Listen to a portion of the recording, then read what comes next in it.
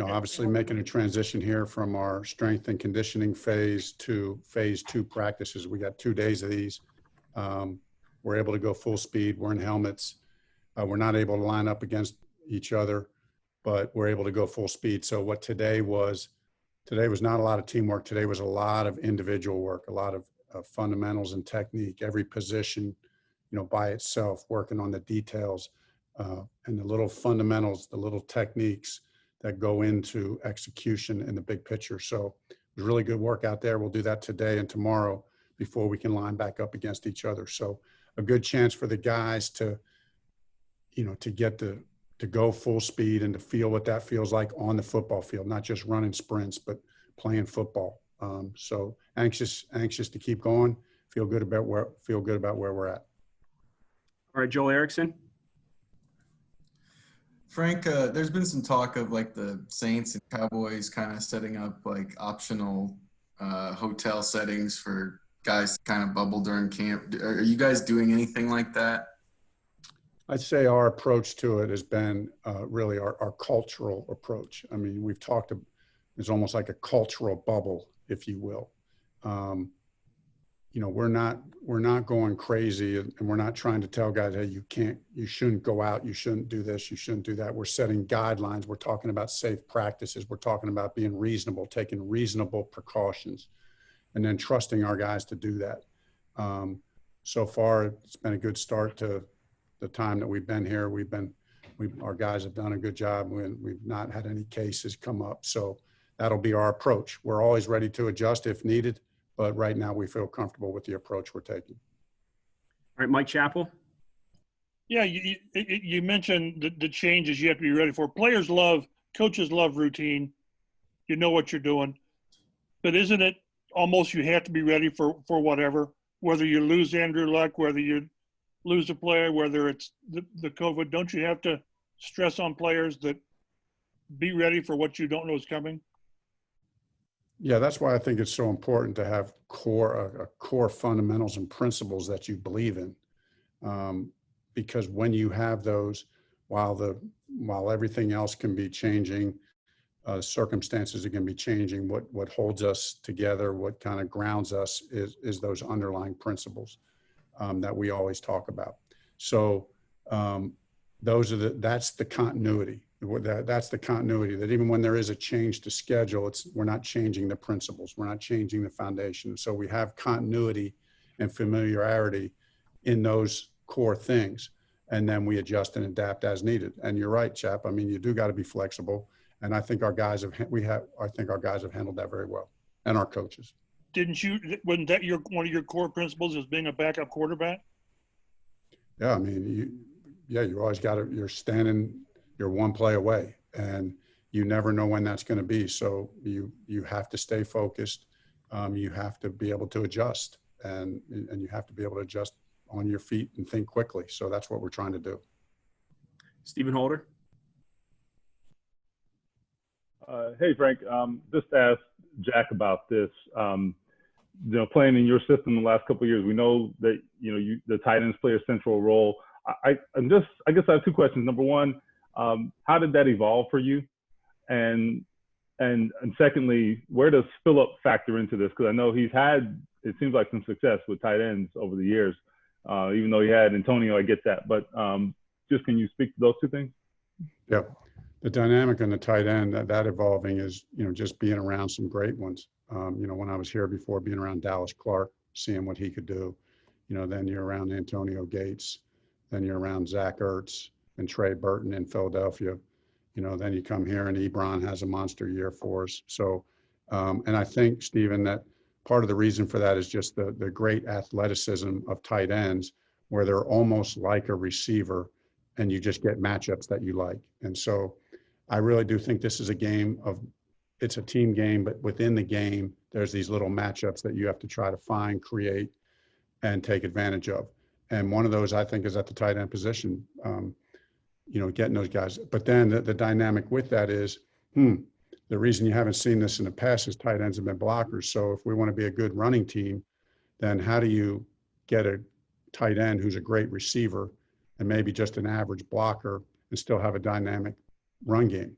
So that's the challenge of it as a coaching staff. You have to find ways to protect these tight ends and have schemes that can protect these tight ends, that you can keep them on the field in the run game, but not have them get the constant pounding. That's really important. And it takes a lot of work, and our coaches do a great job of that. And, and then thirdly, the tight ends, even those receiving tight ends, they know they still got to be, they're still tight ends. So you still got to be physical. We're going to ask you to stick your nose in there and block, and you got to do it. But it's a combination of those things, and then a combination of switching up personnel. We can get Mo and Jack on the field, then we can get Trey on the field. We can just alternate that through, try to keep the defense off balance in that way. I could talk all day about that because it's a really big dynamic. It's a really, really important dynamic, how you use those tight ends. And then when you get 3 tight ends on the field that are good, I mean, it just creates all kinds of options. It can create, you get a chance to see how the defense is going to, what does the defense think when you put 3 tight ends on the field? In the old days, they're thinking it's all run. But if you look at us, we throw the ball just as much with 3 tight ends on the field as we do run it. But yet we're still a danger to run it. So that's a good dynamic, and it's only a good dynamic because of the players that we have. We got good players to be able to do that. George Bremer. Coach, obviously a lot of new pieces on offense, and Jack was just talking about you got to be on the same page with Phil because he's seen everything and he can change a play at the line of scrimmage.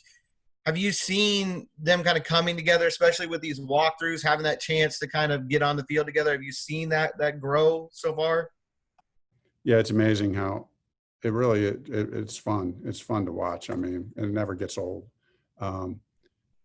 Even in Zoom meetings, Nick did a really good job of creating a dynamic where we're simulating huddles and calls and plays, everything you could do in a Zoom meeting. But now to get out here in the field, I don't think it takes long for everyone on that field to feel Philip's presence and his experience and his leadership.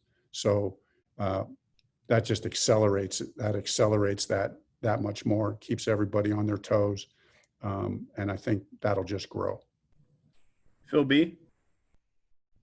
Hey, Coach. Thank you for your time. Apologies in advance. I don't want to get in this rut of asking you sentimental questions, but I think we all have a deep respect for Howard Mudd, and I know he's going through a tough time. We're hoping for the best. I remember when you came on staff and I interviewed you, and you were just kind of getting your feet wet. I'm wondering if you have a story or two about running into Mr. Old School that sticks with you and defines Howard Mudd. So, and I'm glad you asked the question, Phil. I'll keep it relatively brief, although that could be hard. But yeah, I got so much love and respect for Howard. I got my coaching break here with the Colts. The one quick story that comes to mind is, here I was the offensive quality control, and then I was the quarterback coach, and so I'd have to, working with Peyton, I had to go into Howard's office all the time to talk about the run game and things relevant to the quarterback. And I remember going in his office one time, and he had pushed me around one too many times verbally, and I just finally lashed back out on him. And it was a good lashing for me. And you guys know me, so you can imagine that for me to get this worked up and to strike back verbally was a rare instance. And I let him have it. And after I was finished, he just started laughing. He said, "Oh, I love that. That's what I love to see." He was just an old ball coach. And our thoughts and prayers are with him and Shirley, and just have a lot of love and respect for Howard Mudd. Thank you, Coach. Kevin Bowen. Hey, Frank, with the type of offseason that Malik had, not getting the option picked up, you guys draft a safety early. Is that someone that you seek out personally as the head coach before camp, early on in camp, from a mindset standpoint? Do you let the position coach handle that? Do you not even worry about it? And with Malik specifically, how do you think he'll handle that? I think Malik's going to handle it really well. And because I think Malik has been on this trajectory, I should say, where it just keeps, for the time that we've been here as a staff, just keeps getting better. And I think physically and in the scheme and in everything, he's coming into his own. So, Kevin, you're absolutely right. I mean, any coach is at some level, you're trying to have touches with every player. and understanding the dynamics of what goes into that. It's interesting. On one hand, you think, hey, they're big boys, they can handle it. You don't need to nobody needs coddled. Nobody needs emotionally coddled. So it's not about that. It's just about respect. And it's about respect. It's about showing a guy respect. So, I do like to show the guys respect and say, hey, it is what it is. We all know this is the NFL. You got to earn it every day here. And so guys aren't surprised when a contract situation comes like it did with Malik's situation. And so just got to go out and have a great year, and we expect him to do that. All right, we got time for 3 more here. Andrew Walker. Hey, Coach. Obviously, we're still a few weeks out, but with the COVID situation the way it is, do you give any more thought to adding a third quarterback throughout the regular season? Because I think you're traditionally more of a traditionalist with 2, and the second half was kind of unique with Chad. But I'm sure a lot of teams are seriously considering going with 3. Where are you in that line of thinking? Yeah, I mean, Andrew, that's a good question. And, Chris and I talk about it all the time as we talk about the roster and how it's going to be made up. That's to be determined, but we're talking about all options are open as we continue to progress forward and see where the roster is at that time. We'll weigh the pros and cons of going with 2 or going with 3. All right, and then we'll go Stephen Holder. Hey, Frank.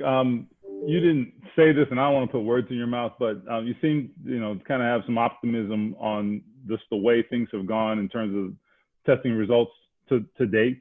And it seems like around the league, I'm not seeing an overwhelming number of guys getting put on the list.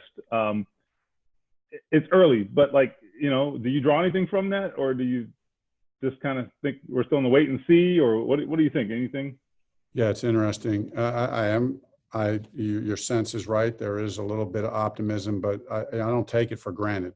How it is, you take something for granted, then it comes up and it bites you. And this is not one thing that we want to come up and bite us. So, our focus is we are optimistic. We have had the testing has been very good. I think guys have done a good job with it. I think it's, around the league, everybody realizes the seriousness of it, and we're all trying to learn. So I think we're in a good spot, and we need to continue to respect what's out there, and then just stay in this routine. But I'm almost surprised at how few cases there are because when you read the general news, you just feel like there would be more represented within the NFL, and there really has been very few to my knowledge.